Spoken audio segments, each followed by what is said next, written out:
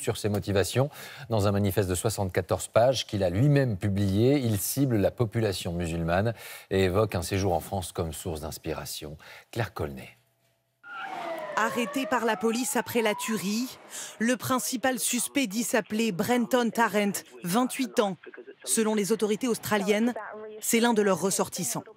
Je suis en mesure de confirmer que l'individu arrêté est un citoyen australien, un extrémiste de droite, un terroriste violent. Sur les photos de ses armes et de ses chargeurs publiées sur son compte Twitter, on distingue ses inscriptions en blanc. Les noms d'autres extrémistes de droite comme Luca Traini, un Italien qui a ouvert le feu dans les rues de Macerata l'an dernier, faisant 6 blessés, tous d'origine étrangère.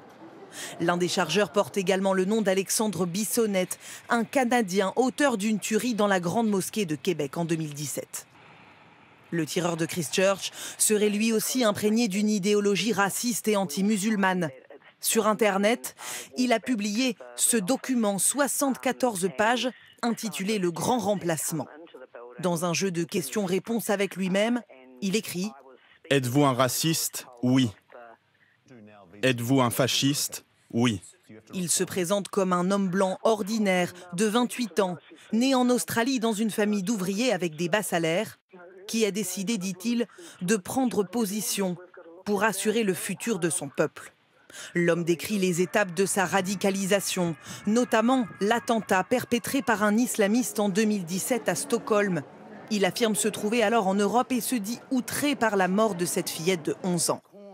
Il évoque ensuite l'élection présidentielle française et sa déception lorsqu'Emmanuel Macron l'emporte face à Marine Le Pen, qu'il qualifie malgré tout de quasi-nationaliste et de molle. Mais ce qui le décide à commettre cette attaque, ce sont ses impressions lors d'un prétendu voyage en France. Le déclic final fut l'observation de l'état des villes et villages français. Où que j'aille, les envahisseurs étaient là. Des propos racistes qui ciblent la population non blanche et musulmane. A-t-il vraiment voyagé en France? Aucune confirmation, mais selon le ministre de l'Intérieur, il n'était pas connu des services de renseignement français. Avant de passer à l'acte, l'attaquant présumé affirme enfin avoir eu des contacts avec Anders Breivik, le tueur d'extrême droite norvégien qu'il cite comme un modèle. Le principal suspect de la tuerie de Christchurch a été inculpé pour meurtre. Il doit être présenté à un juge dans la soirée.